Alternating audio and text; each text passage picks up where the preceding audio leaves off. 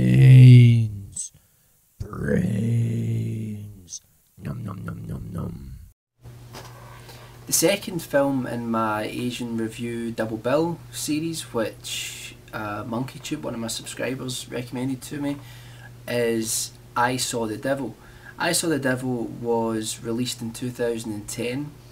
It's a South Korean film which has garnered both a lot of criticism for its overuse of violence and a lot of respect from critics due to it being seen as a perfect example of the South Korean revenge genre.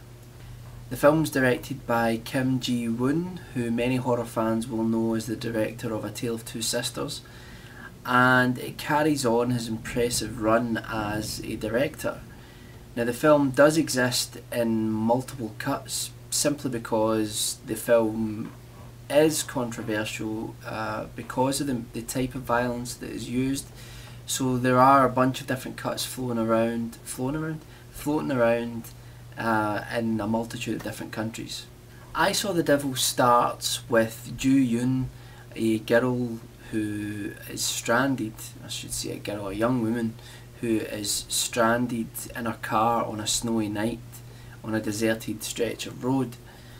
While she's there, she phones her fiance, who obviously works as some sort of secret service, and she speaks to him and they're very much in love. And over the course, what happens is that she disappears. Now, she disappears and then turns up dead.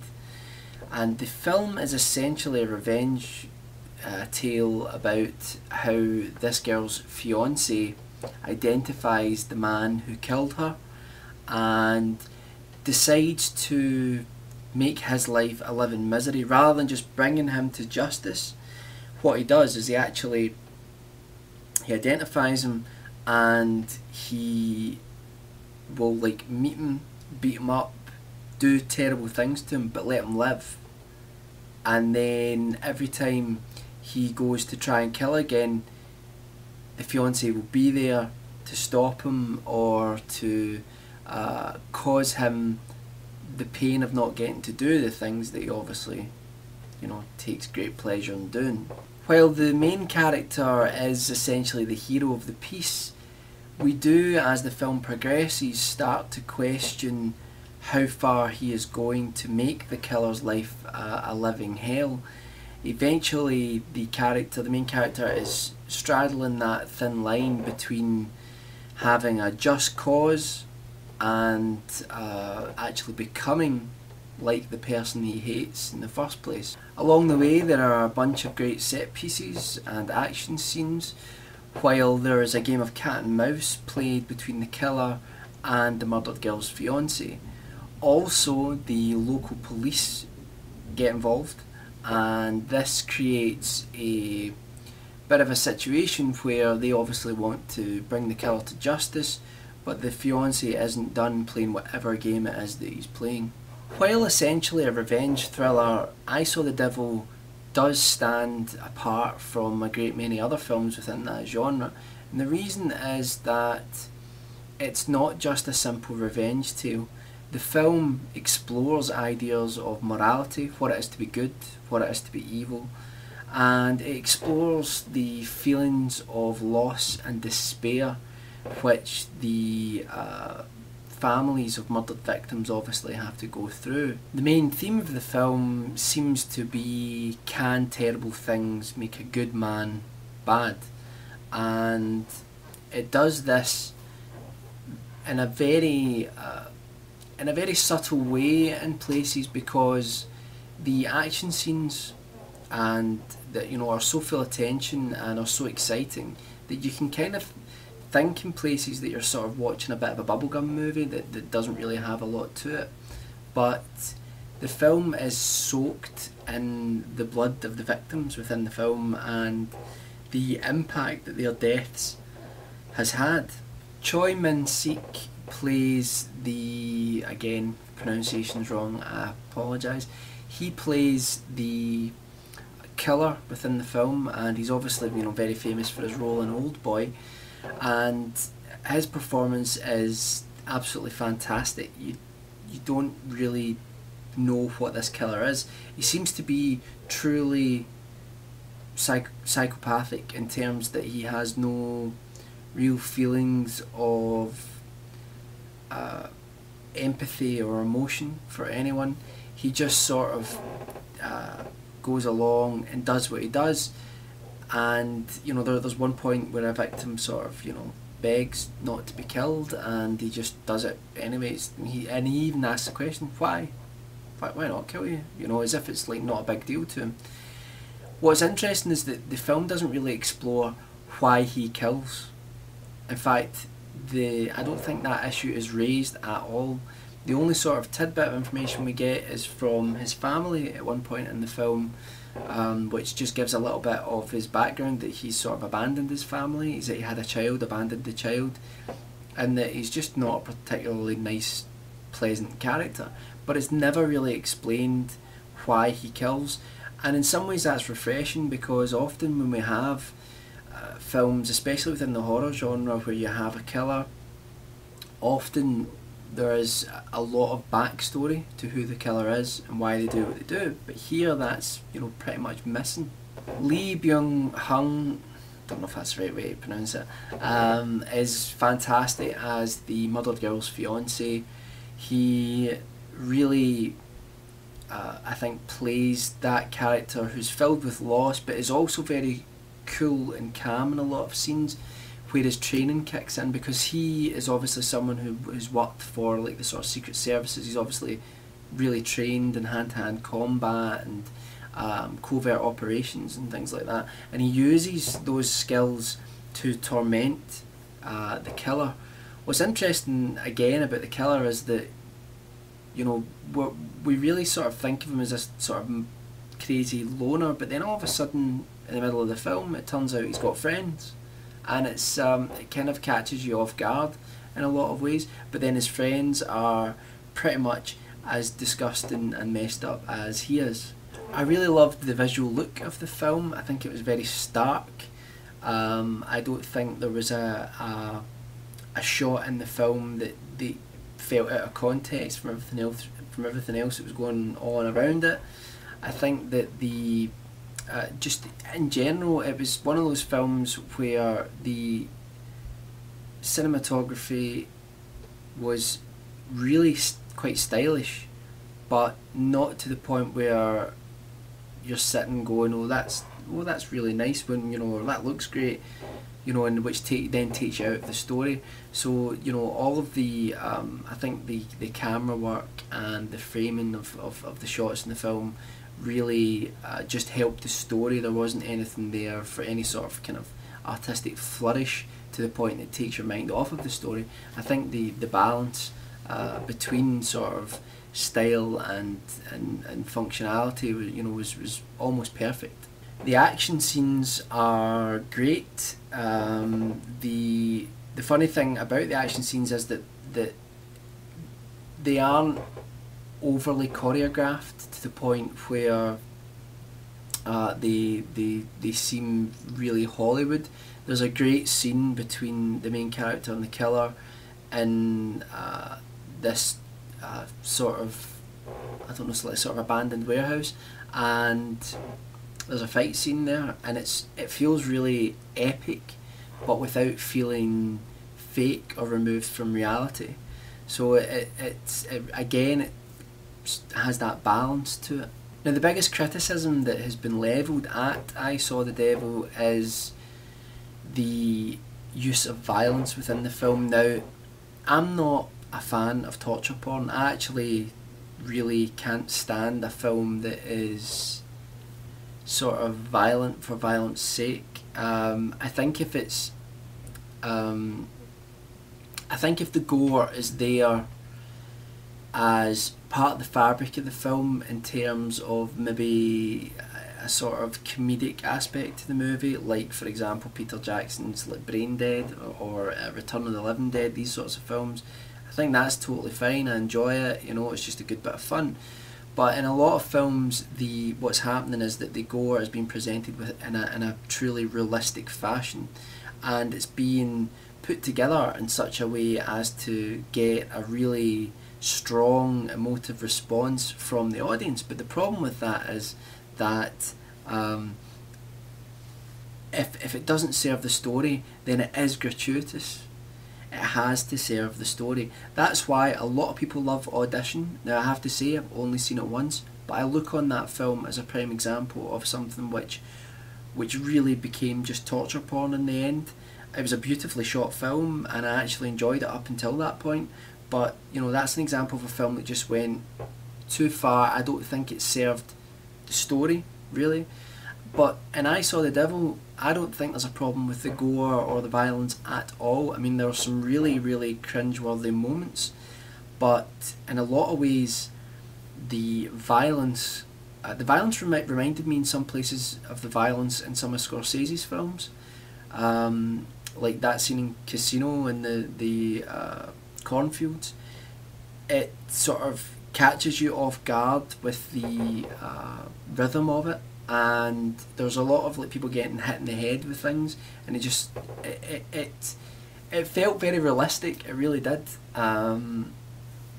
but it felt like it really established something within the film. You know, that you couldn't have the film having its same the impact that it does have without it being very violent. You know, you have to establish the killer in this film, within the tone of this film, within the context of this film. You have to establish this killer as someone who is just grotesque, and the way that the violence is shot does that.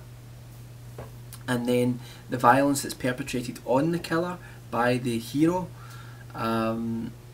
he, you know what he does, I think again is it establishes the tone of the film, and it really helps explore the idea about whether the lead character actually is, you know, morally right or correct, or whether he has actually allowed the loss and tragedy that's happened to him to turn him almost into the same thing that the killer is. The film is absolutely fantastic, and it really is a must watch recommendation from me. But I will say, I mean, it does have some weak aspects to it. I think that it probably is a little bit too long. I think it comes in at about 2.5 hours, and I think that just in places it feels like it could have been tightened up a little bit. Maybe with about 20 minutes to go, I started to feel the film dragging slightly, because what happens is that eventually it gets a little bit too rhythmic, you know, with the dead girl's fiance turning up, you know, laying the smack down on the killer, leaving the killer, going off and try to do it again, and that continuing. It did sort of feel a little bit, you know, like the pacing was just off slightly in those terms. But other than that, I mean, I read some reviews where people were saying that it doesn't explore ideas of loss very well, but you know, I totally disagree with that. I think that it does a really, really great job of balancing the film, you know, as, you know, in one sense an action-packed revenge tale, and in the other sense, you know, having a real emotional level to it. So definitely go and watch it, go and check it out. And now I'm going to do the spoiler section of the video, so if you haven't watched I Saw the Devil, go away, watch it, and then come back and watch the rest of this video. One of the spoilers. One of the things that really hit me about the end, and I think it's something that probably is in a lot of people's minds when they watch this film, is that, yeah, I absolutely think that the hero goes too far and actually becomes, you know, in a sense, not exactly like the killer, but he really becomes very close to what the killer is. I mean, the whole setup in the end where the killer is lying there and he's been booby trapped, so that when his own parents and son try to open the door, that he'll be beheaded by something. That, you know, that was then involving the family, and I think in the end it was as if the dead girl's fiance just wanted other people to feel his pain and to communicate that pain to other people. It almost felt as if it went beyond revenge, like I say, to that point where, you know, and it's the same thing, you know, anyone who's lost someone really close to them, you know, you do end up talking a lot about that person. You keep talking about them, and it is almost at times that you want people to not experience your pain, but to know what you're feeling. And I think this is the absolute extreme of that, where it feels as if he's wanting that family to feel what he felt as a family member losing their child. Now I'm assuming that he phoned the family to turn up, and that's why the film really sits uneasily with you. And in the end, you're left with the main character listening in to what's happening, walking along a road, and then hearing the family come in, and the killer being beheaded in front of his own son. You know, I mean, what has the son ever done? Nothing. And all of a sudden, the main character just breaks down in tears and really becomes hysterical, you know. And I think that's, you know, what is he thinking there? Is that finally the grief outpouring because he's done what he set out to do? Or is it the fact that everything else is built up, the fact that, you know, he started playing this game with this killer rather than bringing him to justice? And what happened? Well, his dead fiance, or I keep saying fiance actually, which may be his wife. Anyway, that her, you know, father has, you know, been brutally attacked, and her sister's been murdered, you know, so because of what this guy's doing. So is that just he's so angry and upset at himself for what he's caused, you know? So it's not like a normal revenge film which sort of ends with the character walking away, you know, and, you know, having had their own sense of personal justice. What's great about this film is, as with a great many revenge films, you do see the main character walking away, but he's in pieces. He's worse than he was during the initial act when his partner was killed.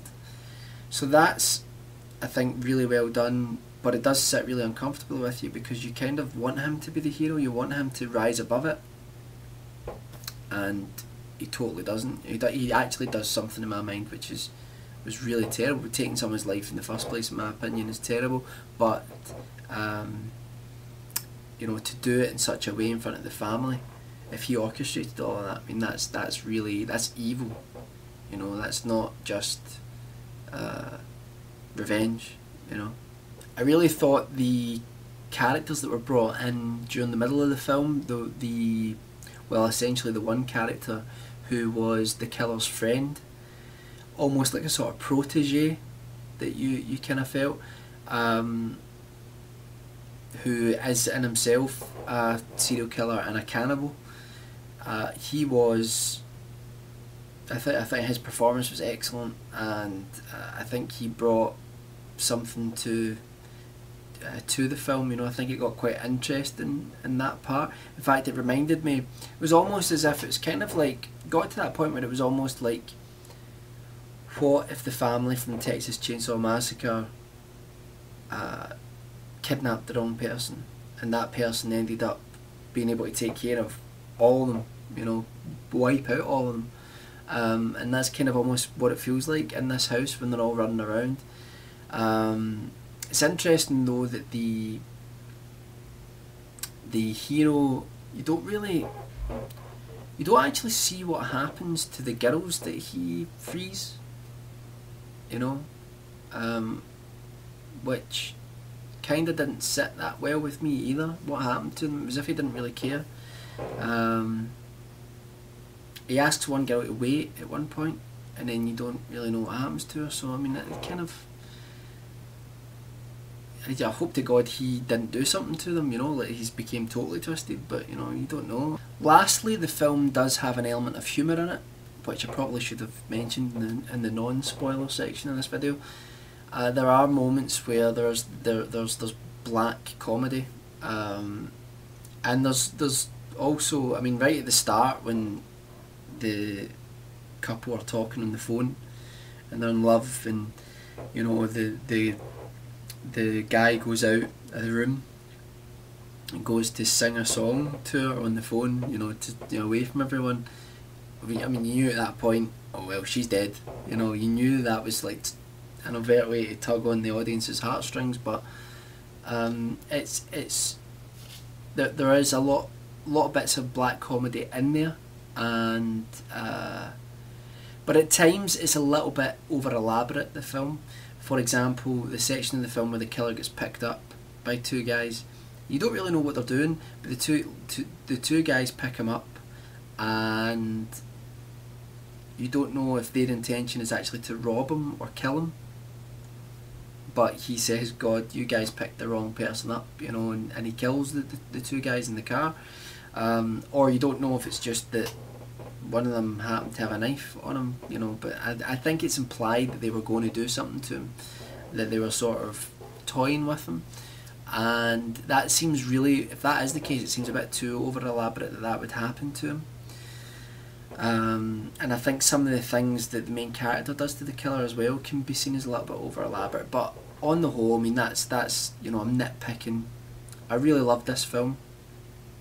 I really think it's a definite must watch, and again, it's just South Korean cinema is just, I've only watched a handful of films from South Korea, but every single one has been fantastic, absolutely brilliant. So I'm looking forward to seeing more from there, and I'm looking forward to seeing more from Kim Ji-woon as well.